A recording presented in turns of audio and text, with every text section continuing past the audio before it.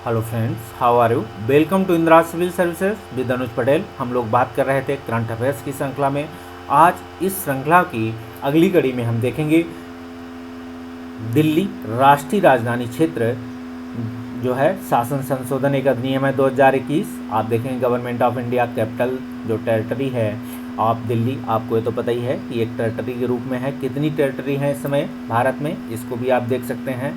जो amendment act है आया हुआ है 2021, इसको आप देख सकते हैं कि इसमें कुछ खास संशोधन किए गए हैं।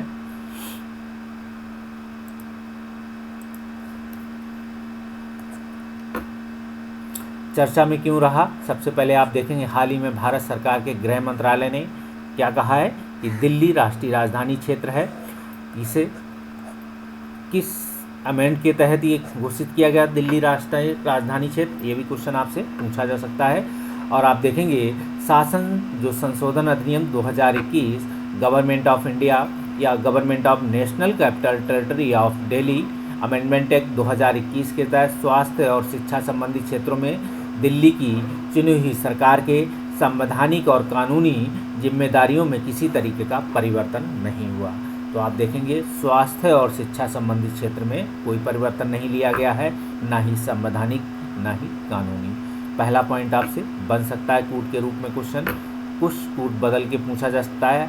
आप देखेंगे हाल ही में राष्ट्रीय राजधानी क्षेत्र जो शासन संशोधन अधिनियम 2021 को प्रभावी होने के बाद भारत सरकार के गृह मंत्रालय का स्पष्टीकरण इस पे आया है।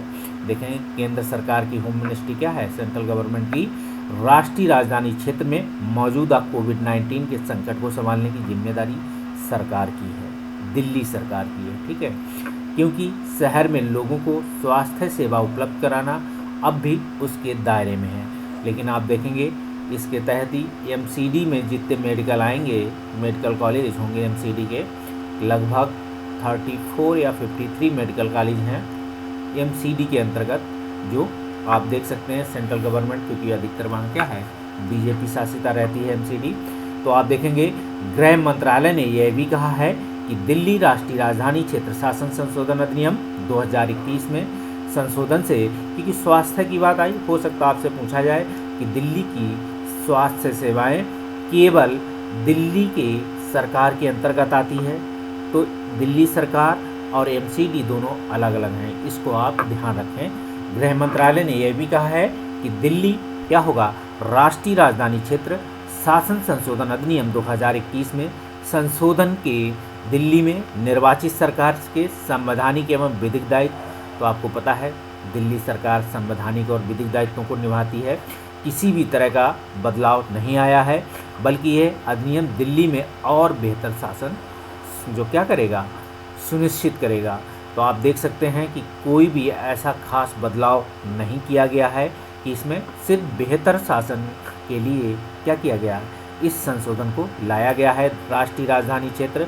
और वो भी आप देखेंगे राष्ट्रीय राजधानी क्षेत्र संशोधन अधिनियम 2021 में किसी भी रूप में दिल्ली में निर्वाचित सरकार के जो स्वास्थ्य है, शिक्षा आदि सहित अन्य विषयों पर जो भी आवश्यक कार्यवाही करने की संवैधानिक व विधिक उत्तरदायित्वों में कोई बदलाव नहीं करता है। ये क्वेश्चन आपसे यूपीएससी, यूपीपीसीएस, ठीक है, दोनों जगह मेंस पॉइंट ऑफ व्यू से आपको ये याद रखना पड़ेगा। ठीक, और इसके साथ ही यह संशोधन अधिनियम दिल्ली की निर्वाचित सरकार जो उपराज्यपाल एलजी कहलाते हैं उत्तरदायित्वों को यहाँ प्रभाषित करेगा। इन्हीं मेन चीज़ था यही कि कुछ ऐसी जगह थे जहाँ उपराज्यपाल की शासन के अधिकार आते थे, नहीं आते थे, लेकिन इस अधिनियम द्वारा क्या किया गया है, एलजी जो उपराज्यपाल के थे, इनकी जो ड्यूटीज़ या इनके पावर्स, इनकी विधायिका कार्यपालिका के बीच जो संबंधों में कहीं कहीं टकराहट होता था, उस टकराहट को क्या है क्लियर कर दिया गया कि ये राज्यपाल के दायरे के अंतर्गत आते हैं। इसी संशोधन का मेन उद्देश्य था सेंट्रल गवर्नमेंट का। बाकी तो पहले जैसे सारे निर्णय बने हुए हैं। तो आप देखेंगे यह संशोधन अधिनियम दिल्ली की निर्वाचित सरकार और उपराज्यपाल एलजी के उत्तरदायित्वों को परिभाषित करेगा, क्योंकि ऐसी बात इसमें कही गई है। साथ ही आप देखेंगे जो विधायिका और कार्यपालिका के बीच से क्या होगा सौहार्दपूर्ण संबंध, आप देखेंगे मधुर संबंध कह सकते हैं।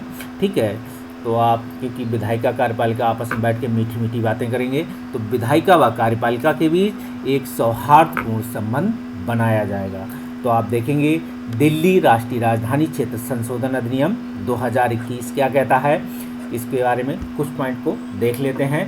तो दिल्ली राष्ट्रीय राजधानी क्षेत्र शासन संशोधन अधिनियम 2021 को लोकसभा द्वारा क्या किया गया, 22 मार्च 2021 और राज्यसभा द्वारा 24 मार्च 2021 को पारित करने तथा भारत के राष्ट्रपति द्वारा 28 मार्च 2021 को अनुमति दी गई है। तो राष्ट्रीय राजधानी क्षेत्र शासन संशोधन अधिनियम 2021 को क्या करोगे, देखेंगे लोकसभा द्वारा पास किया गया है पहले, फिर राज्यसभा द्वारा, कोई खास पॉइंट नहीं है पीटी पॉइंट ऑफ व्यू से, सिर्फ ये देखेंगे कि कब पास हुआ है। तो मार्च 2021 इतना स्टेटमेंट पे कहीं पूछा जा सकता है, डेट हो सकता है पूछी जाए, लेकिन डेट कोई मायने नहीं रखती है। साथ ही आप देखेंगे भारत के, हाँ अगर आप दिल्ली का कोई एग्ज़ाम दे रहे हैं, दिल्ली लोकल सबॉर्डिनेट आप देख सकते हैं, वहाँ इसकी डेट आपसे पूछी जा सकती है कि राष्ट्रपति द्वारा जिस दिन हस्ताक्षर अनुमोदित का मतलब राष्ट्रपति के हस्ताक्षर, तो अनुमोदित हुआ तो वही उसी दिन पारित माना जाता है। भारत के राष्ट्रपति द्वारा अनुमोदित किए जाने के बाद यह अधिनियम प्रभावी हो गया। इस संशोधन अधिनियम द्वारा क्या किया गया, दिल्ली राष्ट्रीय राजधानी क्षेत्र शासन अधिनियम 1991 की धाराएं 21, 24, 33 और 44 में संशोधन किया गया है। उद्देश्य क्या था आपको पता लग जाएगा कि राष्ट्रीय राजधानी क्षेत्र शासन अधिनियम 1991 की राजधानी की ज़रूरतों के लिए अधिक प्रासंगिक बनाना है, ठीक है, क्योंकि लेकिन प्रासंगिक के रूप में आप देखें कोई खास बदलाव नहीं किए गए। निर्वाचित सरकार और उपराज्यपाल के उत्तरदायित्वों को यहाँ परिभाषित करना था। शक्तियों का डिवीज़न बिल्कुल क्लियर कट कर दिया गया है और विधायिका और कार्यपालिका के बीच क्या किया, सौहार्दपूर्ण संबंध। तो आप देखेंगे अगली बार जब विधायिका कार्यपालिका बैठेगी तो क्या होगा, बिल्कुल मधुर बातें करते हुए अपनी कानून बनाएंगे। तो राष्ट्रीय राजधानी क्षेत्र दिल्ली में क्या करेंगे, बेहतर शासन इससे सुनिश्चित होगा, किससे, इस संशोधन से, जबकि इस संशोधन में कोई खास बदलाव नहीं किए गए हैं। दिल्ली के साथ आम लोगों के लिए बनाई गई योजनाओं और कार्यक्रमों का बेहतर कार्यान्वयन सुनिश्चित करना। तो आप देखेंगे क्रियान्वयन के लिए क्या कहते हैं, अभी एक डिबेट सुनो तो क्या कहते हैं, अरविंद केजरीवाल अभी कहेंगे कि हमारे पास तो पावर ही नहीं है, हम कुछ कर ही नहीं सकते। और जब चुनाव के समय क्या होता है, जैसे ही 6 महीने रह जाएंगे चुनाव के, तो कहेंगे हमने सारे काम कंप्लीट कर दिए। तो ये क्या होता है, ये लोकतंत्रीय परिभाषा में लोग पावर्स को क्या कहते हैं, एक जो है गेन करने के लिए इस तरीके की बात करते हैं कि राष्ट्रीय राजधानी क्षेत्र में क्या है, शक्तियों का बंटवारा है, सेंट्रल गवर्नमेंट का क्या है, सीधे हस्तक्षेप है। कौन कौन से कार्य सरकार करेगी, राज्य सरकार, कौन कौन से कार्य दिल्ली सरकार के अंतर्गत आएंगे, तो ये सभी तो आप देख सकते हैं मेन काम क्या होंगे, सभी यहाँ का लॉ एंड ऑर्डर जो होगा, तो आप देख सकते हैं कैसे किस तरीके से काम होगा। उसी तरीके से आप कह सकते हो कुछ बेहतर है, जैसे 1919, 1937 क्या था, जो विधायिकाएँ थीं, जो शिक्षा, सिंचाई, स्वास्थ्य है, ये काम राज्यों को दे दिए गए थे, और रक्षा, संचार, ये महत्वपूर्ण मुद्दे किसके पास, गवर्नर जनरल के पास रहते थे। कुछ इसी तरीके के यूनियन टेरिटरीज को इस आधार पे डिज़ाइन किया गया है। कारण यही था यूनियन टेरिटरी उन्हें बनाने का, क्योंकि अभी पूरी तरीके से इन्हें क्या है, दे नहीं सकते हैं राज्य के हाथों में, कुछ ऐसी व्यवस्थाएं रही हैं। दूसरा, राष्ट्रीय राजधानी क्षेत्र को एनसीआर या यूनियन टेरिटरी घोषित करने का मतलब ये है कि यहाँ बहुत सारे जो क्या हैं, बहुत सारे ऑफिस सेंट्रल गवर्नमेंट के हैं, राष्ट्रीय राजधानी क्षेत्र है, लगभग भारत सरकार के सभी मंत्रालय, सभी मेन हेड ऑफिस यहीं पे हैं, तो इसलिए इसे यूनियन टेरिटरी बनाया गया हुआ है। दिल्ली में राज्यपाल जो अरविंद केजरीवाल कई बार क्या है, चप्पल पहन गए बैठ गए रोड पे कि हमें क्या कर दो, पूर्ण राज्य का दर्जा दे दो, लेकिन क्या था, प्रासंगिक नहीं था। अगर और कोई यूनियन टेरिटरी ये काम करती तो हो सकता शायद उसे दे दिया जाता। आप देखेंगे आलोचना के रूप में कैसे है, दिल्ली राष्ट्रीय राजधानी शासन क्षेत्र संशोधन अधिनियम 2021 की विभिन्न विशेषताओं द्वारा इनकी आलोचना भी की जा रही है। क्या की जा रही है, विशेषज्ञों का मानना है कि अधिनियम को लागू करने के समय उठाए सवाल जो उठाए थे, उनका कहना है कि इस संशोधन अधिनियम में दिल्ली की निर्वाचित सरकार को कमज़ोर किया गया है। ठीक है, यही अधिनियम था। उन्हें लगा कि दिल्ली को क्या है, चुनाव तो जीत नहीं पाए, अब राज्यपाल की क्या है, सरकार जो पावर्स हैं उनको बढ़ा दें। कोविड-19 की महामारी के नाजुक दौर में दिल्ली की निर्वाचित सरकार और उपराज्यपाल एलजी में टकराव बढ़ा सकती है, लेकिन ऐसा नहीं होगा, उम्मीद है, करते हैं हम लोग, क्योंकि क्या है, हम एक डेमोक्रेटिक रिपब्लिक ऑफ इंडिया में रहते हैं। तो आप यहाँ क्या है, चुनी हुई सरकार के साथ बैठते हैं, बात करते हैं।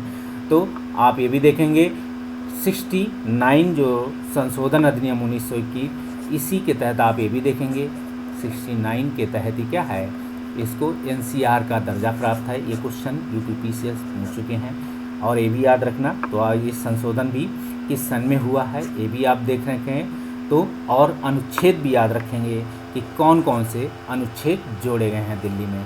तो पहला अनुच्छेद आप देखेंगे 91 में वो जोड़े गए थे, वो अनुच्छेद 239 AA और 239 AB को जोड़े गए थे। इसके तहत क्या किया गया था, केंद्र शासित प्रदेश दिल्ली या राष्ट्रीय राजधानी क्षेत्र दिल्ली के लिए विशेष उपबंध किए गए थे। ठीक है, और ये दोनों ही आर्टिकल को भी आपसे पूछा जा सकता है, क्योंकि ये क्या है, अभी करंट अफेयर्स के हिस्से में आते हैं। राष्ट्रीय राजधानी क्षेत्र दिल्ली के प्रशासक को उपराज्यपाल आप देखेंगे जो है लेफ्टिनेंट गवर्नर का नाम दिया गया है।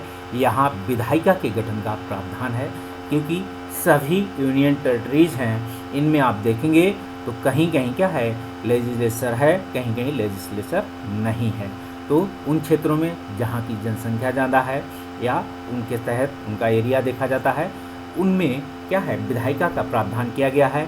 इस विधायिका के तहत आप देखेंगे अभी कहाँ है, पांडिचेरी में जाएंगे मिल जाएगा, और कहाँ जाएंगे, दिल्ली में है, और कहाँ पे है, जम्मू में जाएंगे तो मिल जाएगा।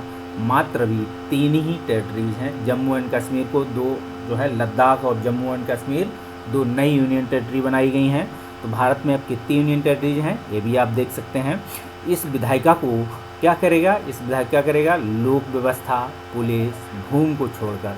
तो आप देख सकते हैं लॉ एंड ऑर्डर, पुलिस और भूमि को छोड़ सभी मामलों में कानून बनाने की शक्ति किसको, विधायिका को दी गई है।